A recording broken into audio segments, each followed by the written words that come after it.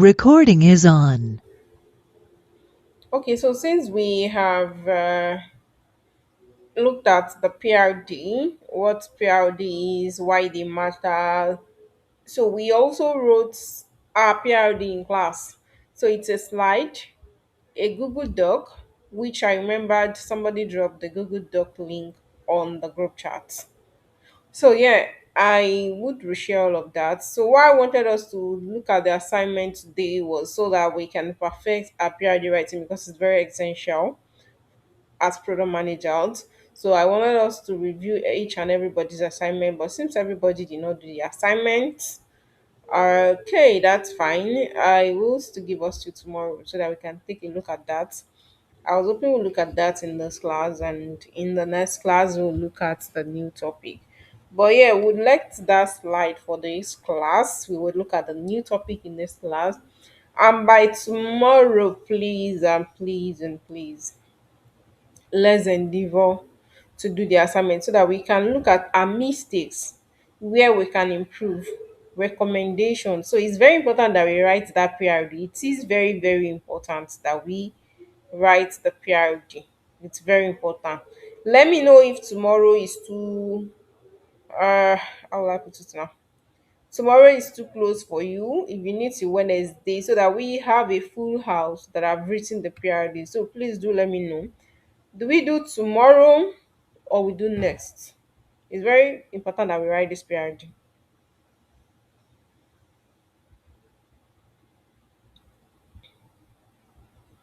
Okay, Wednesday. Wednesday, which is tomorrow. Okay, thank you. I think it's just something. Sorry, my meant Thursday. I thought today was Monday.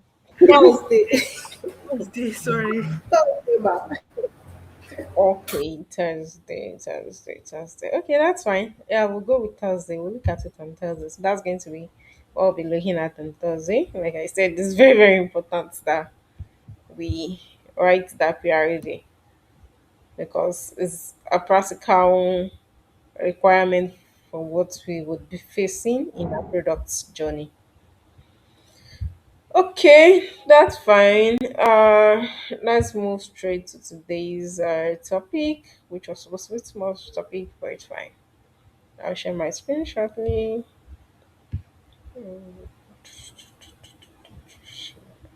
Share screen.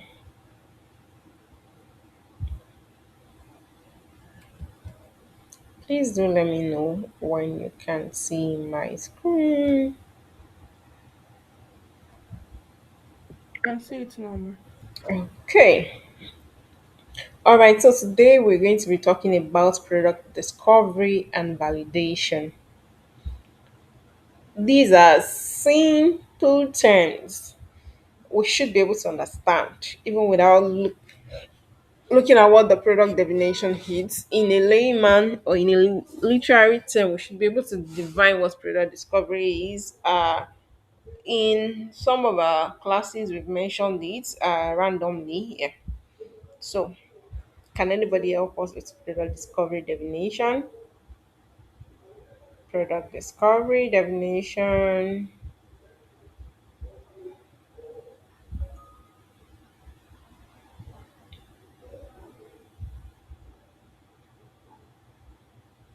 Any at all?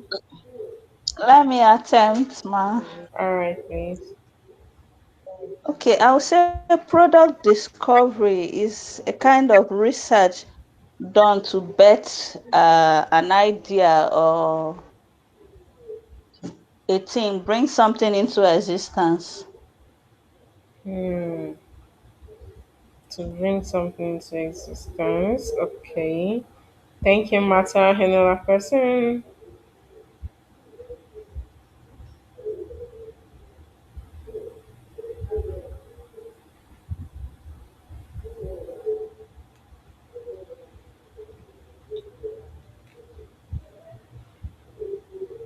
Another person too.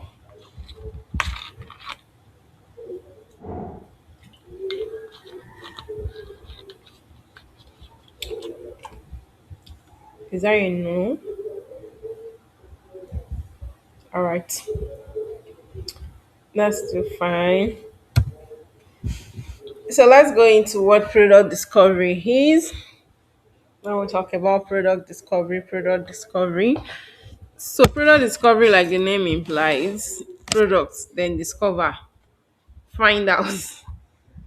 So it is the process of understanding your user's problem.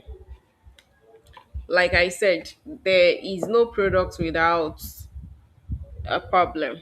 So every product tends to solve one or two problems. If there is a product, if there is a product and the product is not solving any problem, then the product is not, it's not a product, or the product is not adding value. Yeah, every product should be able to solve a problem.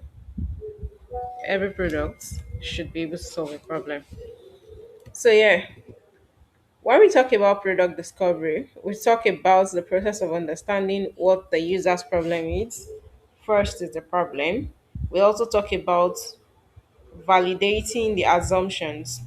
Now, when users face problems and you understand that this is the problems that the users are facing at that point in time, you understand that, oh, this is users problem, you make a lot of assumptions as product managers. You make a lot of assumption. Okay, what about I provide this kind of solution? What about I do this? These are assumptions that are not validated. So when it now comes to product discovery and validation, it's also a means of you validating your assumptions. You've made assumptions as product managers until you're able to test, or your user are able to use the product. That's when they can actually validate your assumption that, oh yes, this is the exact solution that you want that product to solve right there at that moment and in the future. So it's also testing solutions early. So product discovery allows you to test your solutions early. It doesn't allow you to leave your product till it is fully implemented. So discovery, because when you are discovering, you are trying to validate as well. So it helps you to quickly validate that idea. It helps you to test it early to market, especially in an agile environment. It also reduces the risk of building the wrong thing. Yes, product discovery will help you to mitigate that risk of you building the wrong thing, because most times you might think you're building the right thing, but because your users have not tested, you've not carried out your product discovery, you think it's the right product that you're building. But when it comes to product discovery helps you to eradicate or mitigate this. So probability that you're going to build a product that is not going to be useful to the market, a product that is not going to add value to the market, it's going to be very slim when it comes to product discovery. So product discoveries answer, who should we build? Should we build this? So that's one thing that product discovery answer. Should we really build this product? Do we need to build it? So it answer that questions. Yes, you need to build it. If you need to build it, why? If you are not to build it, why? You should have very good reasons for not able to, for the ability not to do that, or for any reason why you should build a product. There should be a very good reason for that. So it answers, how do we build it? Now the first one is, should we build this? As product managers, as product managers, in your product discovery, know that the first thing is you are trying to ask that question, should we build this? Now, when you understand the fact that you should build this, then you now go on to, how should we build it? How does the product look like? How is it going to look like? So you need to also look at that. So always note that when we talk about product discovery in product management, we're talking about you understanding the user's problem. We are talking about validating assumptions as product managers. We are talking about testing solutions early. And we are talking about reducing that ability to build the wrong thing And your product discovery should always answer the question of, should we build this? And if yes, how do we build it?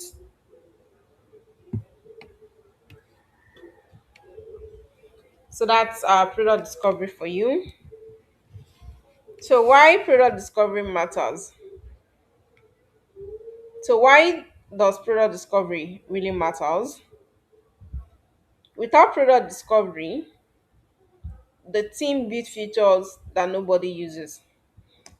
This is very interesting because without product discovery, imagine you're building a product.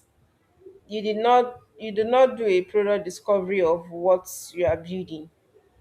That means you are building what is not going to be useful because uh you didn't make your research about if this thing will truly be useful or if not. You are just there building for building sake. That means you are building for yourself.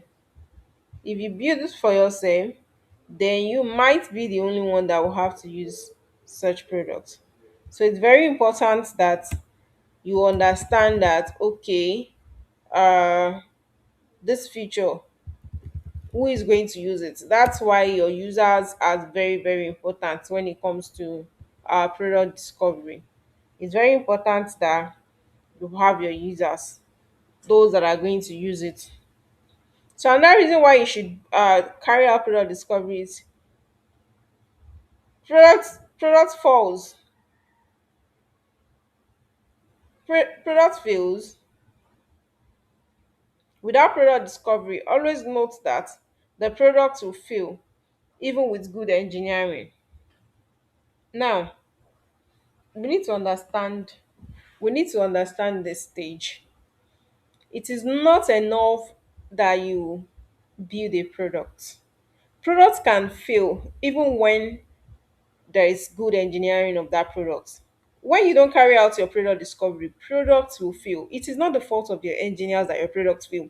It is your fault as a product manager that you have not carried out your product discovery and validation before asking your engineers to build. Because your engineers are only building based on what you've given to them, based on the requirements. So it is not the fault of an engineer that a product fails. There is no bad how would I say it? There's no bad engineering. It's a product requirement or the product discovery that has been faulty. So it's like you're building on a faulty foundation. So always note this as product managers. So without your product discovery, the product will fail even when the engineering is very good. You have the best engineer in the world to design your product. When your product discovery is not there, the product will still fail. Without product discovery, time and money will be wasted. The company's resource, the company's time, everyone's time is wasted because your engineering, your QA, your operations team are wasting their energy, their effort on building the wrong thing that is of no use, of no value to the general public. But with product discovery, you learn faster. As product managers, we should not be afraid. I always say it. As product managers, we should not be afraid to make mistakes. We should not be afraid to test the waters now. Yeah, let me put it that way. We should not be afraid to test the waters, experiment. But let us be faster when it comes to learning. Let's learn quickly and move on. That's one thing as product managers. Learn quickly. And what will help you to do that? Product discovery. Your product discovery will help you to learn faster because as you are building your MVP, you are shipping to the market. You're not waiting until everything is built that the whole system will now go wrong. So it helps product managers learn faster. You learn from your mistakes and you move on. That's another thing about product discovery. Now, when your products the another thing is with product discovery, Yes, better product market fit. Yes, because remember, before you started building your products, you've conducted your user research, your product discovery, you validated. Now there is every tendency, yeah, we understand the fact that market change, but there is every tendency that your product is going to uh have a better market fit, because you've used the market, your market and user research to build whatever it is that you are building. So it's very, very what's it called? It's going to be very possible that your market is going to be market fit, because there is product discovery. You're not just building based on guess work. So that's another importance of you carrying out your product discovery. And that one is stronger business outcome. Now, this helps generally because when you iterate your product, when you launch your product and your product is at a better market fit, you have better engagement, better adoption, and what are you going to get in return? Stronger business outcome. You end up fulfilling the business goal, you end up achieving your product goals, the stakeholders are aligned, then the company generates revenue in return. So it helps. Always remember that most product failures happen because the team solved the wrong problem, and because the team, not because they execute wrongly. What's this trying to say? I'll reiterate this. As product managers, always know that failures happen because the team tend to solve the wrong problem, not because they execute it badly, not because your engineers are executing it badly, it's because the team has decided, what's it called, solve the wrong problem. So when you decide to solve the wrong problem, even when your execution is fine, everything will still be wrong. It's a faulty foundation. So product discovery really matters to product managers, aspiring product managers. We need to take our product discovery very serious. So what is product validation? Now we've looked at what product discovery is. Product validation now. Product validation is the process of confirming that a product idea or solution actually worked for real users and solves the real problem before fully building it. What's this trying to say? You have done your product discovery. There is a problem. Discover your solution. Oh, this is a solution, which is a product discovery now. You have discovered the product that will solve this problem. Now, validating that that problem, that product, or that solution truly solves the problem of the users in the real world is your product validation before you now fully build it live. So, how do you even want to validate? How do you want to know if you've not built the product? That's why we have the likes of MVP. You ship your product in smaller piece in order to know if you are doing the right thing or you are doing the wrong thing. Because until you validate, your product ideas, they will still remain ideas. Like they will remain assumptions, they will remain guesswork until you validate it that this thing really solves the real user's problem. Every product needs to solve a real user's problem. It's not about you figuring out the problem. It's about you figuring out the problem and the solution, and ensuring that your solution is really solving the customer's need, really solving that real user's problem that you have cited in the first place.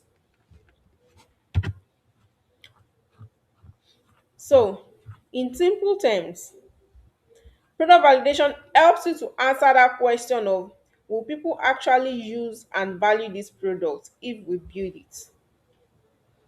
So that question you ask yourself that, oh, I want to build a product, I want to build an health application that allows people to be able to book their medical appointments, run some other checks.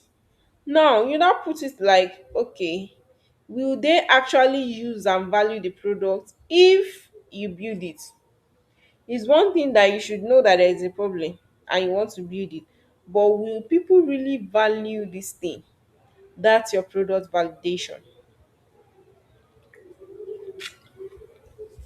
Any question, reaction before we proceed?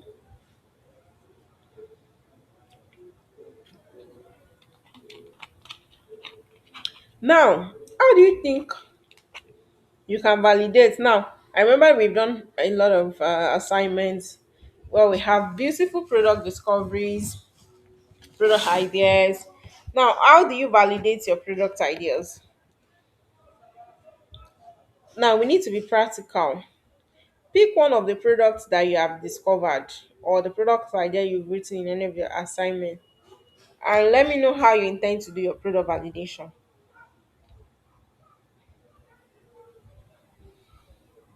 Who's going to help us? You have beautiful product idea. Now, how do you intend to validate this?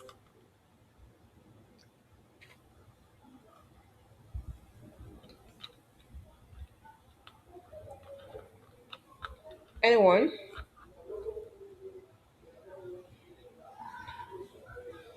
Do we understand the topic at all?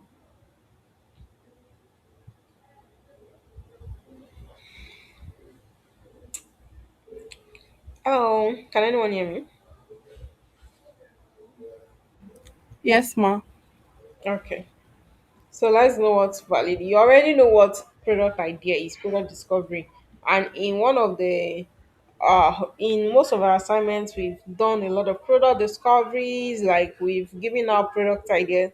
Now tell me, literally now, just in your own words or in your own ways, how you can validate one of those product ideas that you have.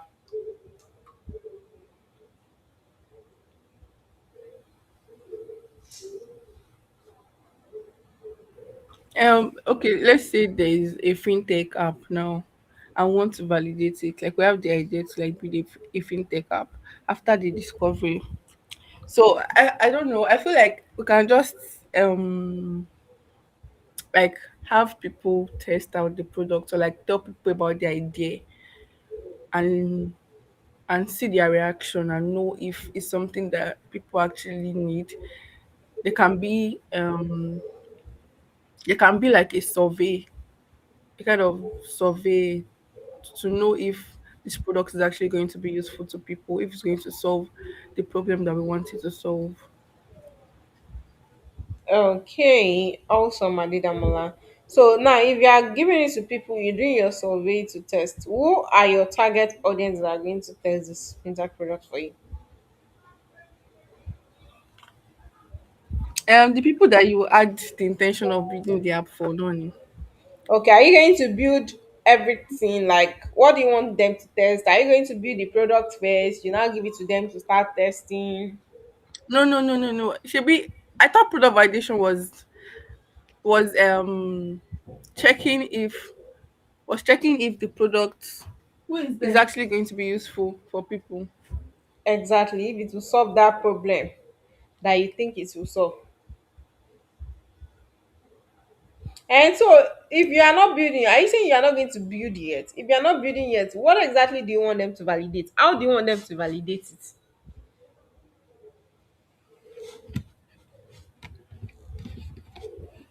You get my point? Yeah, but I was thinking that it was the idea. Yes, you are validating the idea,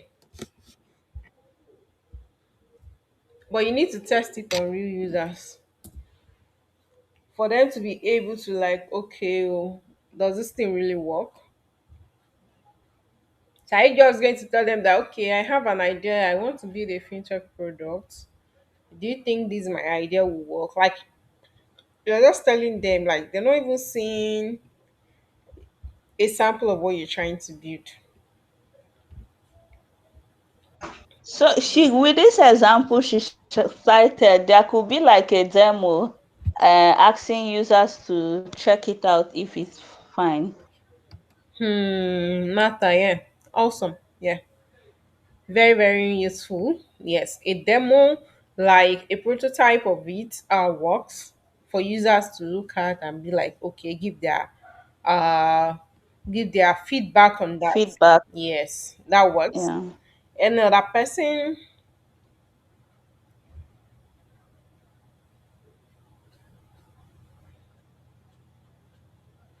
others were just quiet. It has been Adeida Mola Martha that I've been hearing their voice in this class. What's happening? Are we hungry?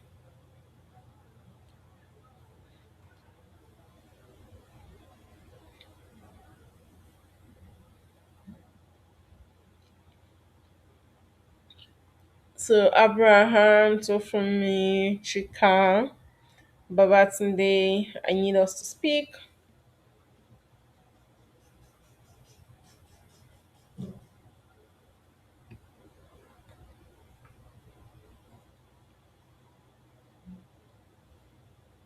You guys' mic are muted. We are waiting for you to speak before we proceed. We need to be sure that everybody's carried along.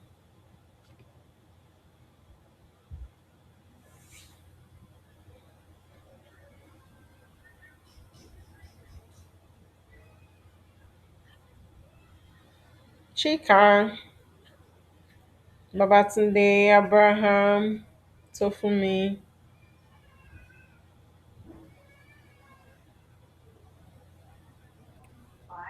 Can you hear me? Can you hear me? Yes, I can hear you, but it's a bit slow.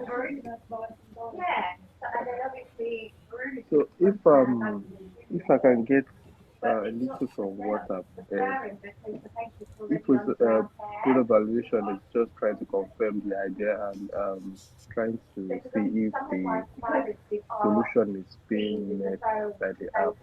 I think you have said it right, like maybe creating a prototype and sending it to users randomly to get a feedback and see how far the solution has been helpful to meet any problems that was initially identified. Hmm. Yeah, you're right. I think prototype is fine, yeah. Yeah, the prototype works in this case. A prototype works. MVP works too. Okay, that's fine.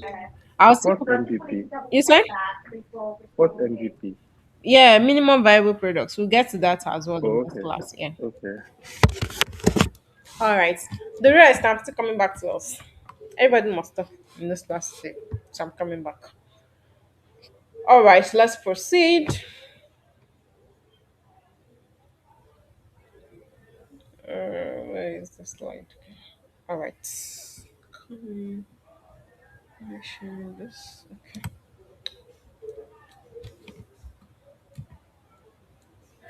So why does product validation matters? Just the same way we uh, ask that question, why product discovery? Why can't I build without doing my product discovery? Why can't I build without validating my ideas? Is that not going to be wasting of time? So we need to look at. The first one is product validation helps the teams to avoid building products nobody wants. You agree with me that there are products that nobody wants, like not even a single person. There are products nobody wants. So now product validation will now help you. Imagine you do a survey of about 100 people, and out of 100 people, 90% or 95% of them say no to your product idea. That means nobody wants that product. You cannot go ahead and build for 5 persons in every 100 persons. That's a total waste of resources and energy. So yeah, product validation will help you to eradicate that. And it will also save you time and money. So that money and that time that you would have used in building the wrong product, you channel it to something else. If you don't have the right product idea, I be the right product at that point in time, go and save your money. Save your money in the bank or invest your money. and go and think again until you have a good product idea that will be validated, that you know that once this product is launched, people will rush your product, people will use your product, adoptions will be there. Not wasting money on marketing things that people will not use. Make decisions, it helps you to make decision based on evidence and not opinion. So now, whatever decision that you are making it based on the data you have collected, that you have analyzed. You are making informed business decision, not just on your own opinion. On your own opinion, you can be thinking that you like a particular application but it will shock you that you are the only one that likes that application, or you are the only one that likes that product, because at the end of the day, you will not find your fellow counterparts liking that same products that you like. So yeah, it helps you to make decision based on what people say, based on your validations that you have gotten. So whatever it is that you are doing, you know that, oh, okay, you are making it based on this. That's why they will say that it's good to work together. Like it's good to how would I put it now? It's good to work as a team. Let's say for instance, now let's just give a scenario.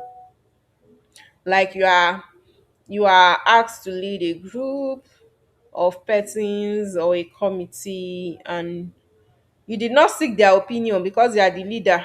You did not seek their opinion. You now proceeded to execute, plan something, execute it yourself. At the end of the day, you now failed.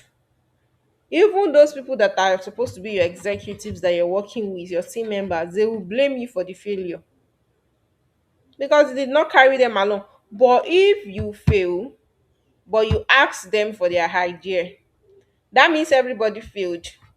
So the lashing will not be that much.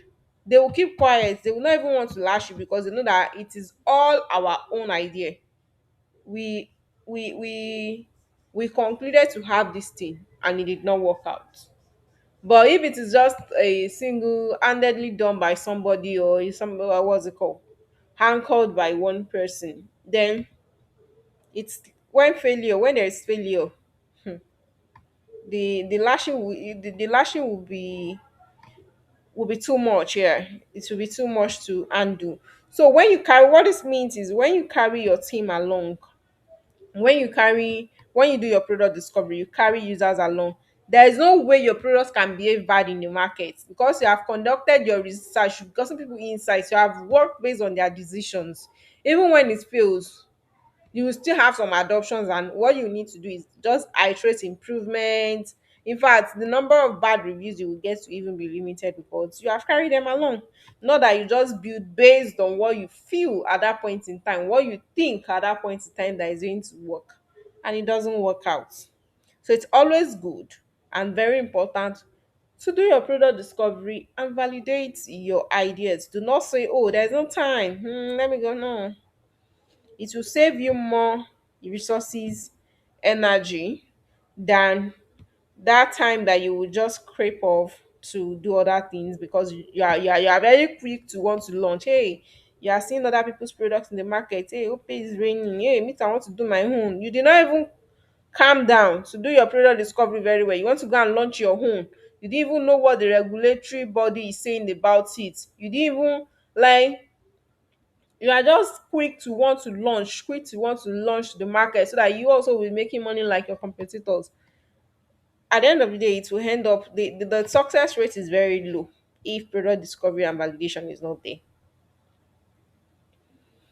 Then another one is validation helps to reduce business and product risks. So now the product is at risk if there is no validation. When the product is at risk, the business is also at risk. But when there is validation, it helps you to reduce this kind of risks in terms of investment, of time, resources, energy. So it helps you to reduce it, and even customers trust, because customers will imagine you launch a product that it's not well to do in the market, that nobody uses. When you correct the product or you launch another one, say the trust will not be there because they'll be like, oh, is it the same people that did this particular one that are doing this one? You think they will be able to do well? So it reduces all of this risk. when you do your products discovery and validation. Many products fail not because they are poorly built, but because they were never validated. It's very, very important for us to note this as product managers. Those products that you see in the market that fail, not because their engineers are bad, not because they do not have a good QA team, not because the management is what's it called? It's not good enough. Many of these products that we see in the market that fail today, they are because they were never validated. They were not validated before launching to the market. So when you do not validate your products, the products will fail. The tendency that it will fail, it's higher than it will succeed. So it's not because they are poorly built by your engineers and that's why they fail. No, it's because that idea was not validated. You're not checking if it's what customer really wants. Is it what users want? Is it solving that problem? Is it going to solve problem in real life? Use real scenarios. This thing I'm doing, like what's the scalability in the next 5 10 years? Are you building product for now or product that you look back in the next 5 to 10 years and yeah, the product is still solving that problem, not that it has lost its value. So you need to look at all of this, and that's why your product validation really, really, really, really matters. It really matters. So it is not enough that you build very good products. Your engineers will do the job for you in as much as you're working with a very good engineering team. They will do the work for you, they will do the job for you. But you, I as a product manager, have you researched about the product? Have you validated your idea? Because it's not your engineer that will do it for you. You don't expect your engineers to be writing your codes and going to the market to validate if this thing will work or not. It is not their job, the what's it called, description. It's outside their scope of work. You tell them to build A, they will build A for you. See, tell engineers to build this, even if it is bad. Their job is to build, they will build for you. So it is your own job as a product manager to ensure that they are building the right thing. Oftentimes, it's not about the products not being validated now or discovered.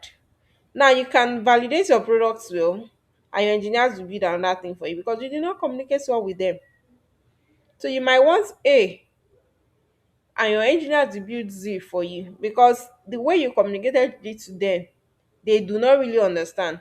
And that's why I always say work with your engineering team. You are not writing the code, you don't understand their line of codes, but try as much as possible to understand. Let them understand first of all. That's why I wanted us to look at that PRD. The way we're going to look at the PRD when we look at that assignment is after writing a PRD, one person is going to be like a product manager amongst us. So one person is going to be a product manager. Then you take the rest of the class as your engineers, your front end, your back end, your QA engineer. Then you now explain it to them. You wrote this documentation. You understand better. So that's why it's very good that it is the product manager or the product owner that writes the requirement. Now you explain it to your engineers. Assuming I'm your engineer now, Adedamola wrote PRD.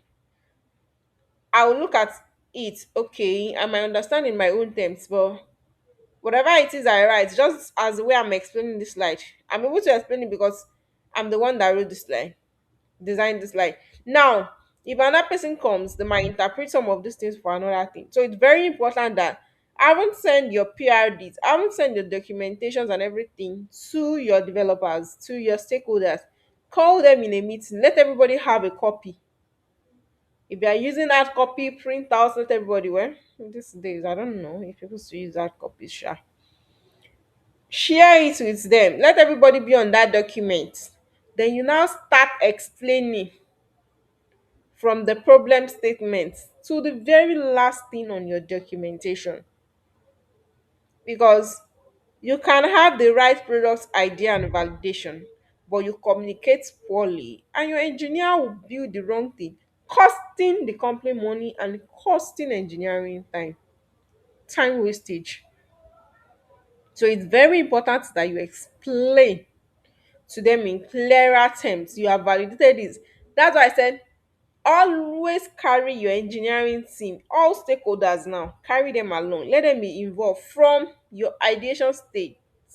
Let them know the problem that they are solving, why they are solving it. It is not enough for them to write the code. It's enough that they understand the business aspect of this thing. Everybody is aligned with the goal of the company, and it helps foster unity. It helps like you're able to work very well cross functional as a product manager. That's it. It's very good. When you go for interviews, they will ask you like, how do you manage your engineering team? It's very important because you you need to understand how to manage these people. These are people that some of them can feel big and no, I don't want to come to any product manager. You cannot tell me this. I'm building this. I'm the one writing the code. You don't know if the code is hard to write, or you know you just come and tell me to do this. It's not that you fight them. Don't fight them. Make them understand. Engineering team will disagree, front end will disagree with back end, QA will disagree with front end. There will be dispute, but your job as a product manager is to be able to bring all of them together to align. Let them know that it is a working software over every documentation. All this documentation, all this English that we are speaking is for us to have a working software. Imagine you finally work on this project and we are able to launch, and you go outside tomorrow looking for a job or anything, and you're like, oh, I've built this application. You can even check the store, you can check these. You are proud of what you've done. So forget about the differences now. Forget about everybody's differences. We are from different backgrounds and different homes. So let's leave that aside. Even if you are fine, even if you don't like this person, doesn't mean you should now let the person know. You are working with the person. After work, you might dislike the person, but during working hours, like the person, work well with them. That's the only way you can achieve the best results. That's the only way you can achieve your best results. If not, it will just be chaotic. Different problems, different things, and at the end of the day, management will not blame you that you don't know what you are doing. Engineering team can frustrate you, but when you have that good relationship with them, you have it all. At their free time, especially if it is most engineering team are guys, but yeah, you see ladies. I've worked with ladies who are ladies are very, I don't know, problematic to manage. Sha. So, but guys are still understandable. Who is laughing? Guys are still understandable. You can, you can, you can fight. You guys will still settle. But you see, all the female engineers I've worked with, it's not easy. Honestly, it is not easy. They will frustrate from the project manager down to the product manager. They will frustrate you, but you still have to be calm. You just still have to be calm. But guys, all this like, especially if you're a lady PM and you're managing guys, I think it's kind of smooth. It's kind of smooth. I don't know about the male PMs though, but if you're a lady PM and you're managing guys as your, I'm not sure you have a problem. You don't have a problem. Honestly, I don't know. For me, but I don't think I have any problem because it's usually coming on it. Like we relate as if I'm writing the code with them. They know. My project manager will even tell me that, well, go and manage your project yourself. Go and manage your project. Like I manage the project and I manage the product because it sees it as they will even tell you we cannot do anything until you tell Elizabeth. If Elizabeth tells us to do this, that's when you cannot tell us to leave this thing and go and work on this one. Or you call us, you call us from this project to another project. Have you reached out to Elizabeth? Sync with Elizabeth first. So I think guys are very easy to manage. But guys to guys have worked with a senior PM back then. He's a guy. And yeah, it works. The team flows well with him too. what does it do? It will be like, okay, after all the talking, the documentation, it'll be like, oh, guys, are you free for the weekend? Let's go and take some drinks. You know, those I think guys like all of those things where you'll be taking butts because they know that they can hang out with this guy and take butts. They want to deliver. I feel though. So yeah, I think it's just about you trying to understand them, know how you can best manage them, how best it works for you. So with that, it's really, yeah, exactly, team bonding. No matter is everything. That's the honest truth. Honestly, when it comes to women, managing women, it's not easy. Honestly, it is not easy managing women. It's not really easy. But men, you can still get away with it. And guys, I think men to men too, they used to have issues. Oh. Come and see issues with engineer plus engineer. But yeah, female managing women are being male, it's still well to do. Yeah, team bonding is very, very important. Honestly, team bonding. I have a PM friend that even though the company doesn't recognize the fact that it's important that they have team bonding, him on his own, he would always ensure that once in a while he goes out with the team, not in the name of the company, just like, okay, this particular my product team, let's go out maybe once in a while, or when they're working in the office, just go out, get them refreshment in the afternoon, get everybody lunch. They're happy, they want to work more. This is not courtesy of the company now, but courtesy of the PM. So imagine when your PM is treating you well, why would you want to deliver as an engineer? So it's just still trying to understand them, try to be nice to them, try to be good to them. That way they will want to deliver, they will not want to. Honestly, it's very good to have a very good relationship with your engineers. That way they don't want to lay you down. Like they will, in fact, they will even fix your fuck up. They will fix your fuck up. That's one thing I notice. If you have very good relationship with your engineers, they will fix your fuck up. How do I mean? Sometimes, probably due to oversight or something, I might want to demo to a client and I did not notice that there is an error until maybe the morning of the demo, and the demo is in the next 1 or 2 hours. And I reached out to my engineers. They say, Elizabeth, calm down, we'll do it. Don't worry. And they will do it. Or maybe before the demo, something goes wrong. Maybe somebody has deployed. After you have told them not to deploy, somebody has deployed and something is failing. They will ensure that they do it before that demo. They will deliver. Like they will always deliver that, okay, just for this, or you, they will always deliver. That is very interesting, honestly. It's very, very, very interesting. It's very interesting. Yeah, Matt, I said it's easier to work with men. Yeah, it's easier, honestly. I think I like, I've worked with females too, but yeah, I think I prefer working with men anyways. Very good one. You know that there are men that do like male too, Sha. I mean, there are men that do like female too. Those ones is another case, Sha. But the good men, the real ones, it's interesting to work with them. So yeah, all we are trying to say is just have a very good relationship. All your documentation, all your English will not make sense when you don't have a good relationship with them.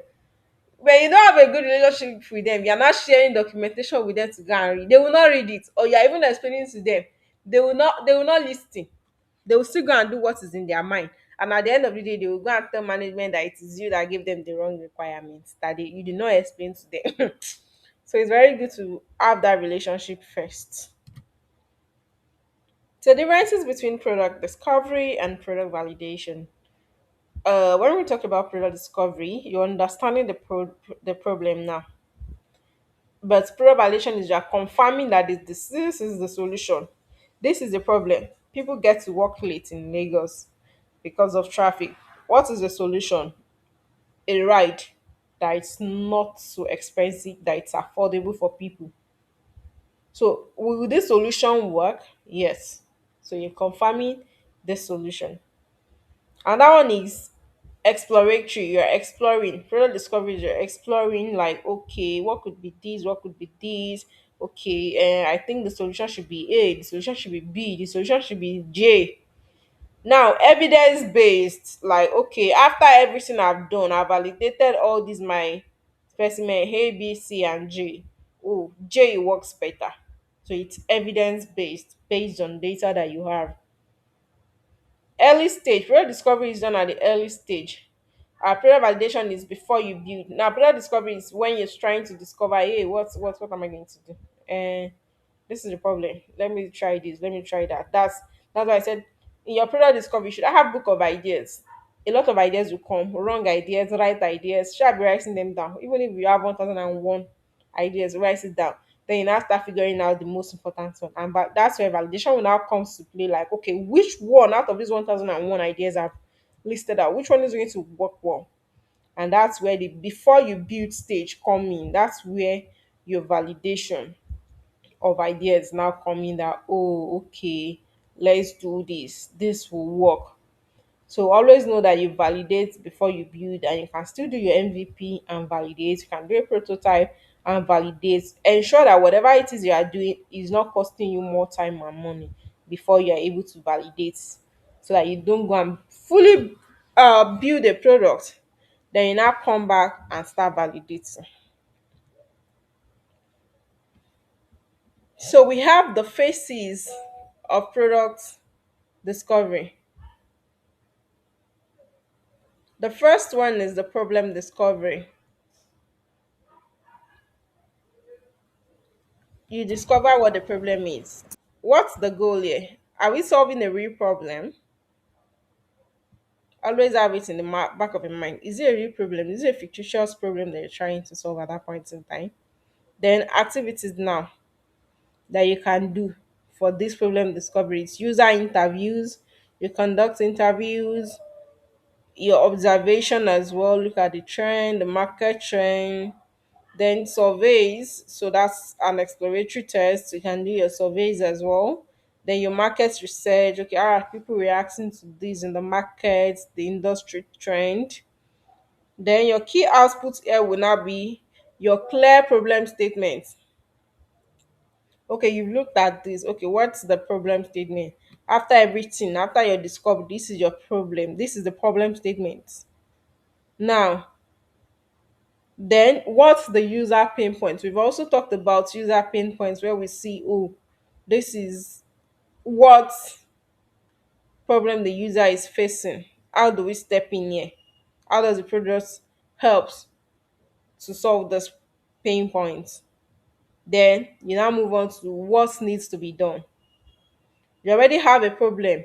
The problem is, okay, people go to work late. People get to work late. What's the user pain point? Traffic, they are stressed, they're fatigued, they get to work, they could not deliver well. Now, what needs to be done? Affordable rides, convenient and comfortable rides. Then we have the assumption mapping. Like I said, when you have ideas, you build on assumption. You think based on assumption. You're assuming that, okay, that ride is going to solve the problem. What if the ride did not solve the problem? What if what they need is not even the ride? What if it's transportation by air that they need? So here is your assumption mapping. So the goal here is, what what are we ensuring, what are we assuming that might be wrong? So here you're like, okay, you're assuming that what is wrong is traffic makes them come to work late. There are many cars or many vehicles on the road. So can we limit the number of persons bringing vehicles out by organizing uh, a public transport that is convenient and affordable, so that everybody doesn't have to come out with their ride? Now, your types of assumption can now be the user's assumptions that, okay, if we do this, what can be the users can be people that go to 9 to 5 jobs. The users can be people that have business owners going to their shops, their offices to work. It can be uh it can still be civil servants. So we are making assumption based on the users now. So there's another assumption that it's the problem assumptions. You're assuming this is the problem. Traffic is the problem. You're assuming number of vehicles that people take out is the problem. You're assuming why people bring their vehicles out is because of convenience. So you're assuming a lot of things in terms of the problem, but you've not really validated, okay, what's the problem all about now? The real problem here. Then value assumption. Okay, if I decide to do something like short last now, eh, people will like it. I will have many adoptions. Many civil servants, many 9 to 5 jobs would be what's it called? What do we call employees would be able to use it. Now it will save them costs. They will be comfortable. They can even sleep during their ride. You are assuming based on the value now. You have so many assumptions that okay, this is it, this is the value it will create. Not on real evidence now, but you are just assuming it can do this, it can do this. And that one is the feasibility assumption. Okay, how feasible is this thing? Are we going to make profit from it? What's the revenue return? So you are making all of the assumption based on this. So this comes directly from all of your assumptions that oh okay, this is what you think you should do, this is what. So you just do a mapping, an assumption mapping that's okay, this is it.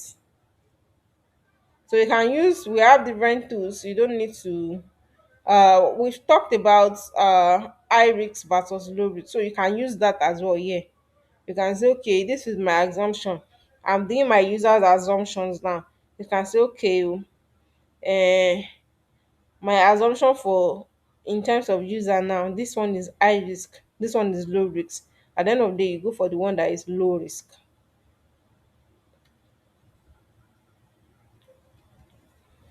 Then we have the third phase here, which has to do with the solution exploration. Now you already have the problems, the validations. Now is the solution. You have like 10 solutions for one problem. You now start exploring solution one, solution two, solution three. How am I going to do this? So that's where brainstorming will now come. You can now start brainstorming with group of persons. Like, okay, how do we figure out this thing now? You can have your other product team to brainstorm about an idea. You can call other stakeholders involved. Okay, how does this idea work? Do you think solution one will fix best for this? In your brainstorming section sef, you can also involve the real users of the product in your brainstorming section. Then sketching is when you try drawing your what's it called, prototype of how you want the solution to be. Okay, I want to do something like a short last app.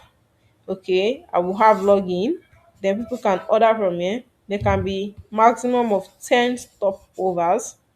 Then you start catching these your solutions catch, because some persons are very what's it called, they tend to relate better with catches than write-ups. Just like these days now, we try to get more familiar and understand images. Images that has write-up between, I don't know if it's just special images that have write-up than just like a long write-up. We tend to prefer that. So graphical representation of things, people tend to really catch up information when it comes to representing your things pictorial with pictures graphically.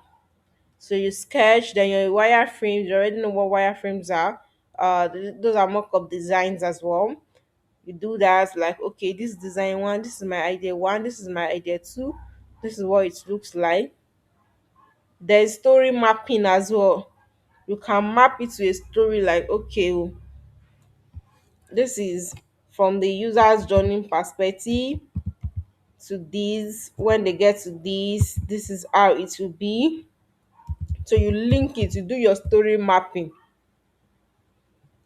It also helps because it's also a visual collaborative techniques, and it's often used when it comes to agile environment. So it's just you basically uh organizing your user stories in a narrative way. Like, okay, oh, user sign up, user wants to sign up, so that they can have access to the platform from there to this. So it's basically shows your user journey. So it shows your user journey, and with the detailed steps. Okay, from this user move from point A to point B, from point C to, you can use your draw IO to do it as well. I'm very sure Mr. Solomon has taken notes on that. So yeah, it's basically that. So always know that at this exploratory solution stage, we explore multiple solutions, not fall in love with one. It is very important. You want to, you are trying to create a solution now. You are trying to launch a product. You have 100 solutions. Don't fall in love with one. You have to use the polygamous approach here. That is, you have to keep exploring your different solutions. Don't say, hey, because I like this, you now fall in love and forget the real essence. So you don't stick to one solution here. Whatever it is that you are doing when it comes to exploring your solutions, don't stick to one solution. Don't go and end up, be a player. Let me put it that way. In terms of relationship, they will say be a player. So when it comes to your solution exploration, be a player here. Don't fall in love with one solution. That way, you will not be, if you fall in love with one solution, you might be okay, you might be exploring 50 solutions now, and you now fall in love with solution 10, not knowing that the best solution is in solution 30. So that way you've deprived yourself of a better solution. Why are you smiling, Martha? You've deprived yourself of a better solution. So you've deprived yourself of the better solution now. So explore as many, like, test different varieties. Check. Don't fall in love with one. The mistake you will make is you fall in love with one solution and forget about the others. No, you are exploring your solutions. So keep exploring till you get that one, that particular one that you say, oh, okay, oh, this is user friendly, this solves a real problem. Yeah, this solves a real user's problem in real time. So that's about solution exploration. Then we have the phase 4, which is the validation now. So that's you testing before building. How do you test before building? And that was what we talked about when we started, that okay, how do you intend to validate if you have this, you have that? So now you have it. The goal here should be, do users actually want this solution? Do you think user wants a more convenient ride other than the likes of Uber? Do you think they would want like a public transport that is more convenient rather than having a private ride? So this is basically you trying to look at your solutions, validating it, that okay, after you have checked or you have done your exploratory test in terms of your solutions, and now saying that okay, do users really want this type of solution that I want to use to solve this particular problem? One,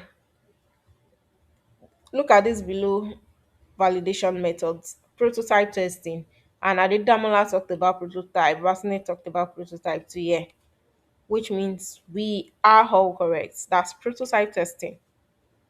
So you do your prototype testing before building first. And I told you how we can do our prototype testing. Like you can use your wireframes, your mock-up designs, your Figma designs, so that the APIs are not connected to them. There are no APIs. It's just basically like a demo of the platform. You're clicking on this, it's giving you these, like you're using dummy data just to see how the real applications or the real product is going to work. So yeah, prototype testing is one of those things that you can use. And another one that you can use is the fake dot test. Fake dot test. What do you mean by fake dot test? This is before your engineers will start working on it, there needs to be a testing. There needs to be a testing that should happen. So it's just like a market research method for you to validate those ideas. You just create links. You can create like a clickable link, or like a something like, okay, this product is coming soon. So you now like create a link if you want to sign up, create a link, I mean click on this if you want to uh use this product. So it's just for you to measure how many users will be interested in clicking that link. So this one will now give you like, oh, okay, this fake dot that I what's it called did now is only 10 people, is only 2 people that clicked on this. So it helps you get that analysis of what exactly you want. So it's just like you want to know what the market reactions will be. So you just create it, and it's something like you see when they say coming soon, be on our wait list. I don't know if you've come across any of those things that you say join the wait list. So when you're joining the wait list, you are seeing like, oh, okay, this is the number of people that have clicked on this. This is the number of people that have signed up waiting for this product to be launched. Then that will also inspire you to like, oh, okay, oh, let me proceed to do this solution. So they are often low risk method. So they are low risk method where you quickly validate your idea so that you don't end up building what the market does not need. It's easier for you to be able to gather information rather than you now like create the actual doorway. So it's just you seeing how people react to that in the market. So that's about fake dot testing. So you are able to get early data about your prioritization, and you know what strategy you are going to use, instead of you guessing whether the idea is a good one, or you are saying, let me ask them. You now start doing your survey. Instead, you can just quickly use that one to evaluate what it is. Then we move on to landing page test. What do you mean by landing page? Can anyone help with landing page? An example of a landing page. You can just define what a landing page is and what an example is.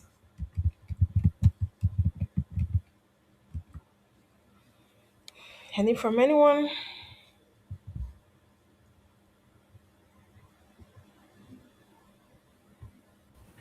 Landing page is like the page that, and like the first thing people see when they open your app or website. When you open your website, interesting. Yeah, as the name implies, a landing page. So that's like where they will land your dashboard, your first thing first, what they will see when they visit your products, when they visit your website. That's what they are going to see first. So you can also use that kind of test to denote if your product is going to be acceptable or your solution is going to be acceptable. Is often what we call an alpha beta testing. So it's for you to what's it called? It's for you to like compare different versions of your web page. For instance, you can have like two web page. You now want to see which one performs better. Like maybe for your sign up, for your sales, you want to know okay, which one performs better. So you can just optimize some things like your headlines, your images, your what's it called, your CTAs, those are your call to action buttons, so that you improve your user engagement and what's it called, your conversion rate.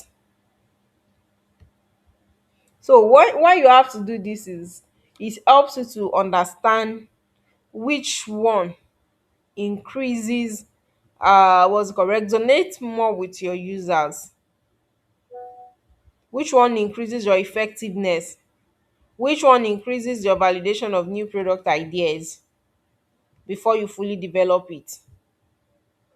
So you can use that to do that. So you can just do like two version. Then you now split your traffic to see which one you will have more conversion to. So you can just say, okay, you have a version A, then you have another version B. So what's the goal of you trying to do a landing page test? Is for you to increase your sign up, is for you to see your lead, see how many what's it called, CTRs you have. Do we know what CTRs are?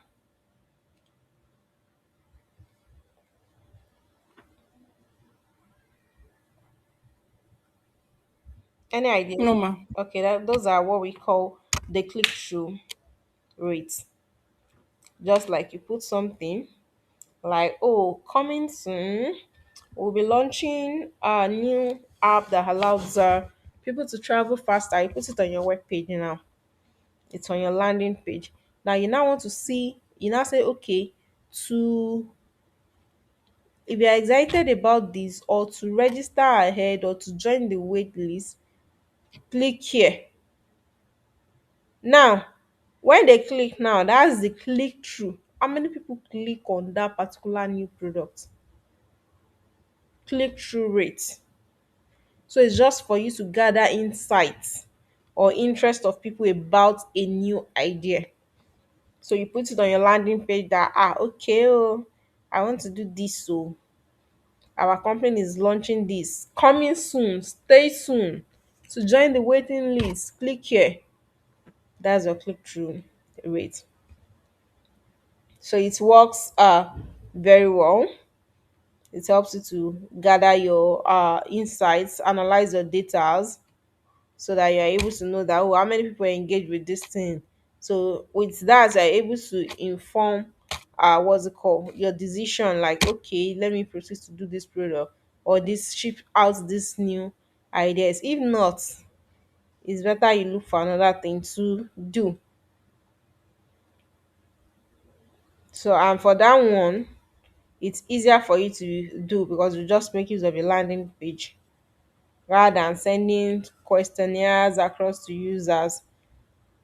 It helps you faster. You can use Google Ads to do that or any other marketing features that allows you to facilitate all of those tests. So that's about our landing page test. All right, so we have our usability testing. What do we mean by usability testing? Any idea?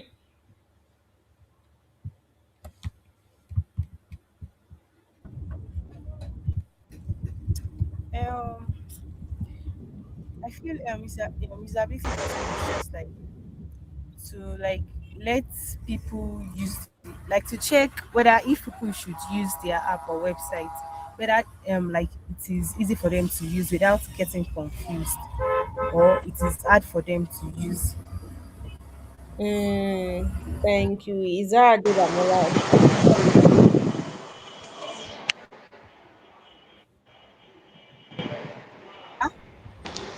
Is that Adedamola? Nobody will have the feedback. Oh, it's Babatunde. But I heard a I feel female voice. like Oh, we, okay, please proceed. as a product designer, like we testing the products before putting it out. So trying to, if it's a website now, we try to log into the website ourselves, see the button, if it's going to work, the landing page, the login page. That, I think that's usability testing. All right, thank you, Chika. But I'm hearing product designers. Are we product designers? Are you a product designer? It's a mistake. Product managers. Okay, okay, No.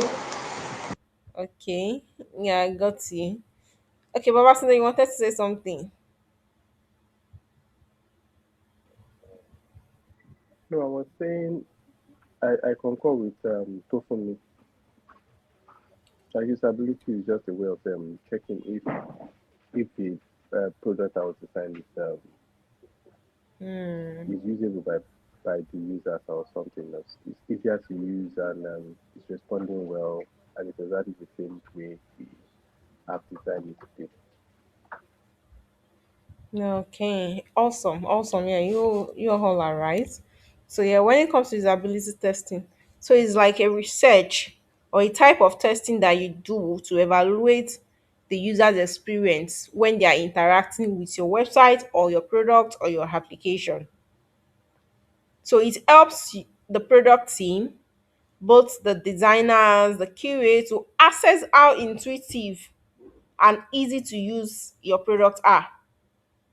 So there they are able to say like, oh, this your product is easily accessible. Imagine you want to sign up. There are some products as we speak, I don't understand. There are some products to sign up or to look for a particular feature is so difficult. It is so difficult. You keep scrolling, scrolling, scrolling like the way the place they'll go and even hide important features that should be easily, like when you go to a page you should be able to see that this is the sign up button, this is the login. They'll go and hide it and you start looking, they will embed into one, like very complex. So these are one of the reasons why usability testing is very very important. It's very key because it helps you to evaluate what the user experience is. If have a product or you have an application and the experience is too bad, like many people will even drop out. People that are not patient, most of us are not patient. Once we look at an application or a product, you're finding it difficult to navigate, very hard to understand. Like it's not as if you have somebody that will demo it to you. If it is a business app now, if it is a B2B app, it's quite understandable. And even a B2B app should not be too complex because if it is a B2B app, you will definitely demo to the business. This is how you use your product. This is how it's going to do. You have a demo section. But how many end users products, B2C products, do we have people to demo to us? Did we see anybody that demoed WhatsApp to us? Did anybody demo Instagram to us? Did anybody demo TikTok to us? We keep learning on the go. But imagine your product is so complex. You are doing a B2C product and it's so complex that even to navigate through it is a problem. The adoption rate, that means the usability test there will fail, will be very poor. Because when you do your usability testing, you identify problems with your product that you might have probably missed out when you are building that product or when you were ideating or prototyping that product. So now you are asking real users how they feel about that product instead of your developers, your designers. So they are your customers now, your real users are now completing series of usability tasks on the product. Like, okay, please help me test this product. How does it look? So now the success, the results will now help you to complete that task that, oh, okay, oh, These are potential issues, these are areas of improvement, these are things that needs to be done.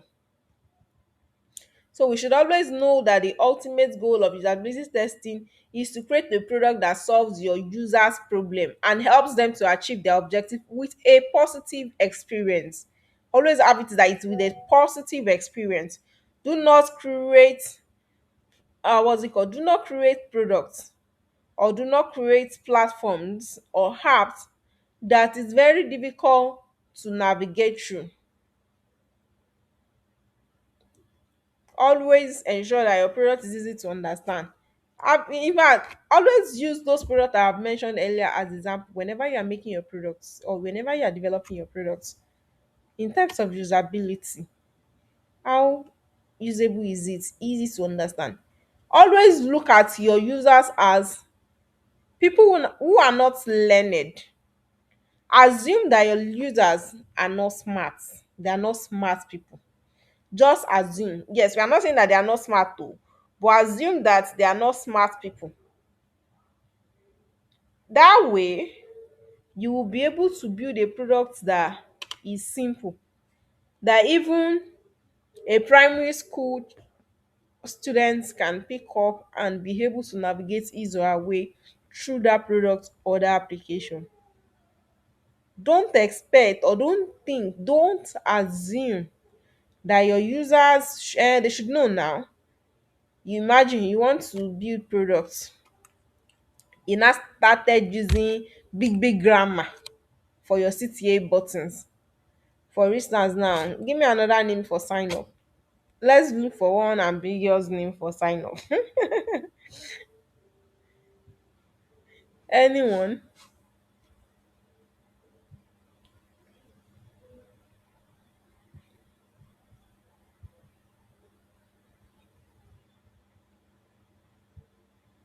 None is coming, right? Just Ma, what's the question?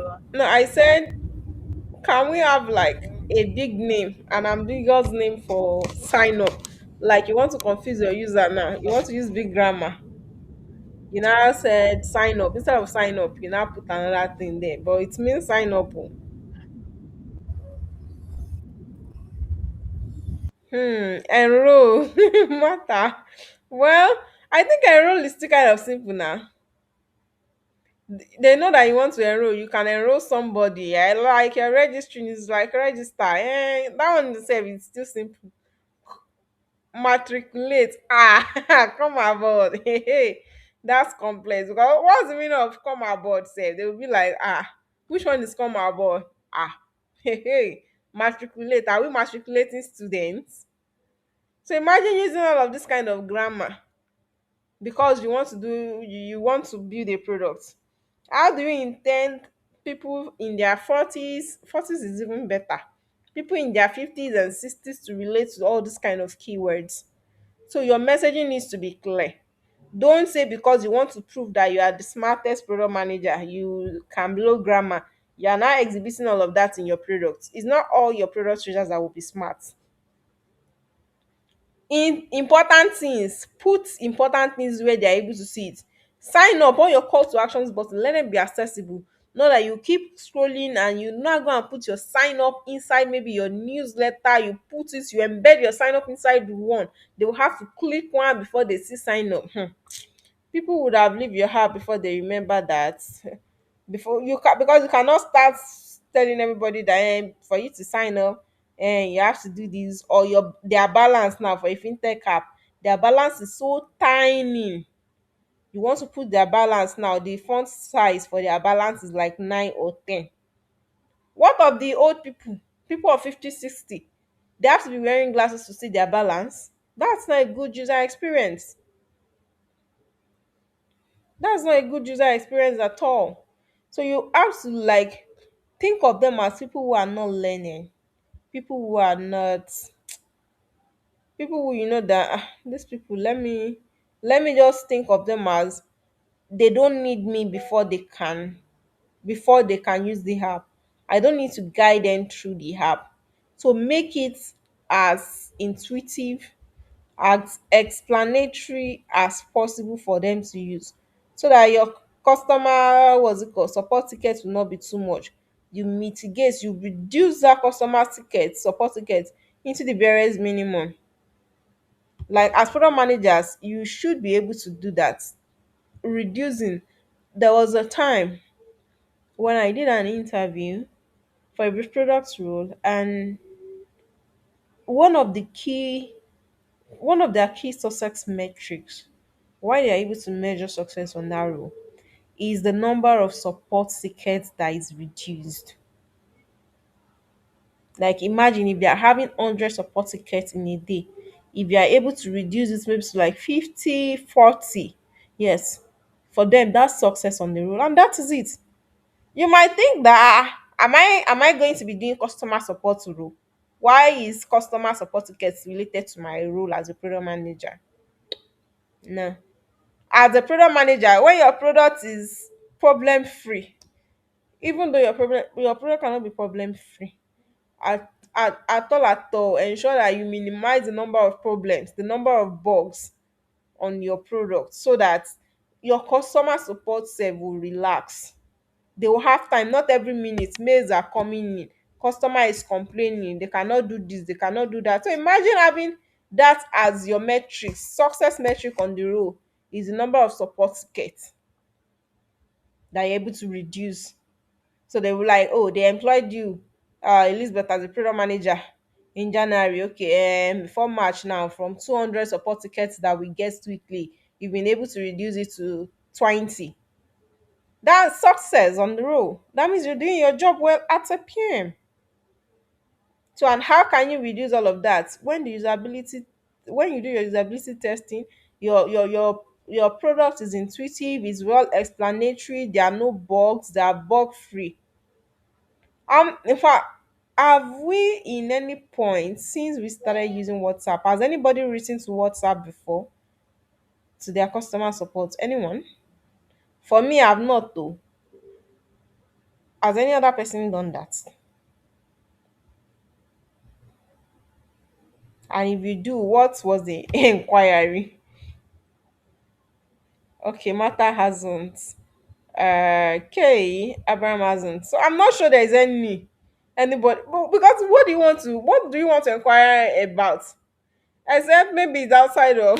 I think you just want to disturb them. Honestly, except you just want to look for their. Sometimes problem with sit like this. You want to go and be looking for it. Like you just feel you want to cry to them, or I don't know. But like, okay, maybe you now face a bug, or you cannot do something. You want to write it. Like Adley for TikTok, I think we have many persons that write to TikTok because I have content creator friends almost all the time. She write to TikTok. They anytime they what they used to do to these accounts. Whenever they Shena, is it banned? I don't know. I think it's banding of account also. Take off. Is it take off? I don't know. Like when they close the account, so you need to appeal. You need to appeal to them. You need to appeal to them to release the account and all of that. So yeah, I think for TikTok, yes. And I'm very sure it's not just my friend that has been doing that. Me, I've not done that in the past before. But yeah, I know she does that oftentimes whenever they restrict the account, she writes them. Aside that, Facebook, I've not written them any email before. Instagram, no. So it reduces the number of support tickets. Okay, we can say, okay, this is our social media platform. Let's look at our fintech app. Let's say Opay for instance now. How many of us have written to Opay in the past? Me, I've written to them though. I've written to them once and it was just once. Another person,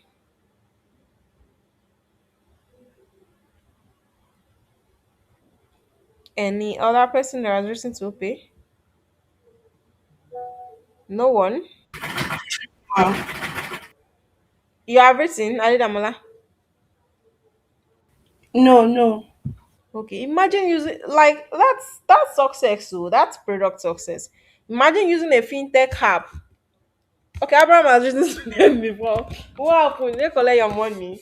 Well, why me I wrote to them anyways then was I was scammed. It was a funny experience, Sha. So I needed to write to them that they should help me place men on that person's account so that I'll recover my money. But yeah, they recovered part of the money, Sha. They recovered part of the money. They recovered like 20% of the money. So that was why I wrote to them. So Abraham, why did you write to them?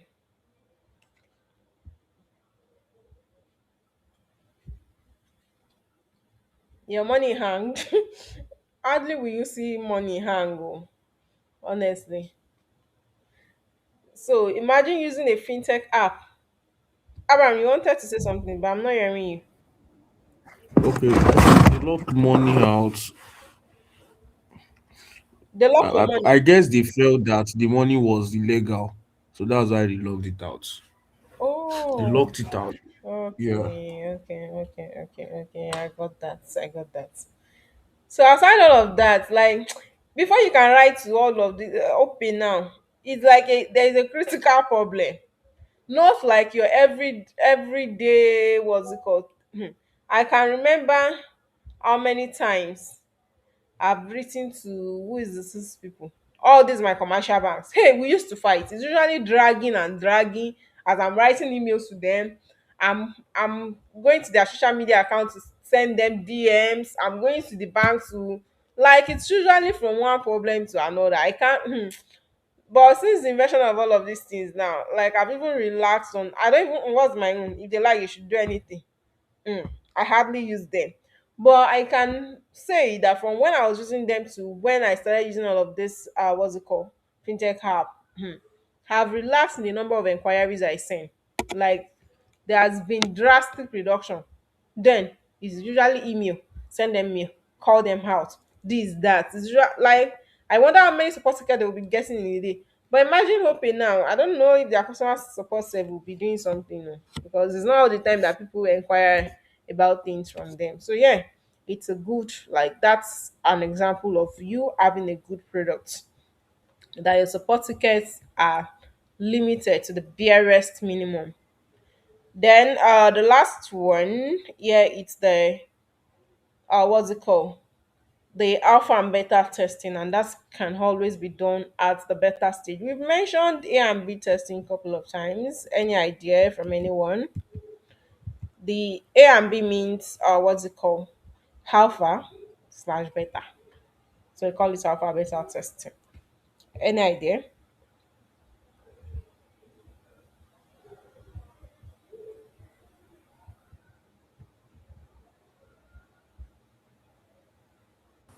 Is it like testing two options to see the one that is like better? Correct, exactly. Yeah, you're right. So it's like comparing two versions of something, the A and the B. So see like okay, which one performs better with the users. So it helps you to usually improve your conversion rates, the number of adoptions. So yeah, it's just basically you trying to create another version of something and seeing is an experimental method anyways of two versions. That's why it's A and B, yeah. So that you're able to like, oh, this one performs better. So you can use alpha beta testing as well to test your product that okay, what if I create this, then I create another one. This which one do you think people will do we even have I think we have examples of products that we have like that where they will create a version A, then they will create another one as well, just to look at what the adoptions would be. So that's what A and B is, and it's often good so that you're able to see okay which one does the customers want better. Then you can focus on that rather than the one that they don't really engage with. So yeah, any question so far from this? We'll continue from here in the next class. But do we have any question based on these four phases that we've looked at so far?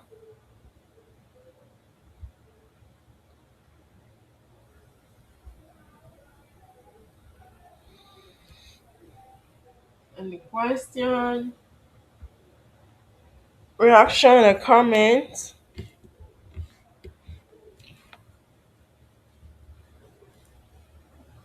So we already know what. Uh, let's quickly look at the key phases. The first one is the problem discovery, where we discover what the problem is. Then the assumption mapping, when we have like 1,000 assumptions. Yeah, always note that you don't fall in love with. Okay, no. The assumption mapping here, it's you rate it according to your high and the low risks. Then you have your solution exploration. That is where you explore multiple solutions, but you do not fall in love with one. Then yeah, this is your validation, where you can use any of this validation method to validate which of the idea works out well. So whatever solution that you have figured out, you use your validation method to look at which one works well, so that you know which one you can go for. So any question, reaction, comment?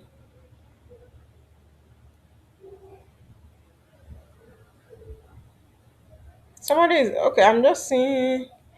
What you're asking, is it the same as pre-order? What's the same as pre-order?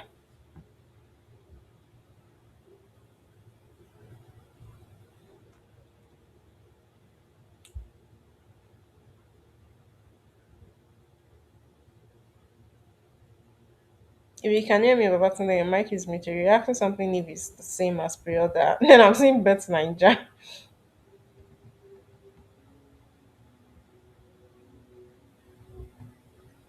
Then Chika, you're saying detail exhibition. Did I miss out on any of your questions? Let me know.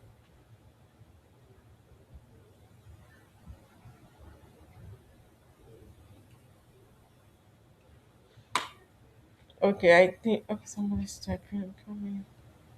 Waiting list. Waiting list. Okay. Oh, okay. Join the waiting list. And yes, yes, it's like pre-order, but you're not making any payments yet.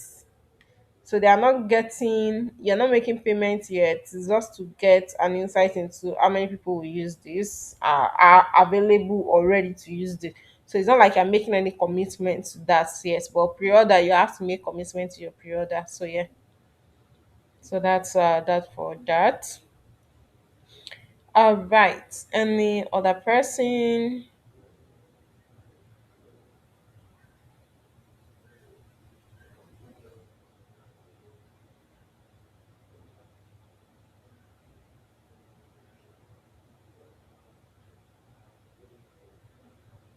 Any other person before we call it a day? So yeah, tomorrow we'll wrap it up. We'll wrap it up.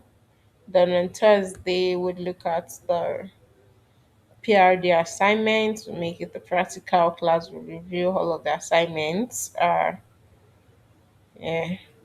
We'll meet again tomorrow. Yeah, we'll meet again tomorrow. Yeah, we'll communicate time to us tomorrow though. Yeah. We'll meet again tomorrow. So let me know if you have any questions or any reaction before we bring the meeting to an end. Yeah, thank you to me. Thanks everyone for your time. Oh, okay, okay, Martha. Yeah, I will do that. I'll do that. I'll do that. All right, thank you everyone, and to enjoy the rest of the day. Thank you.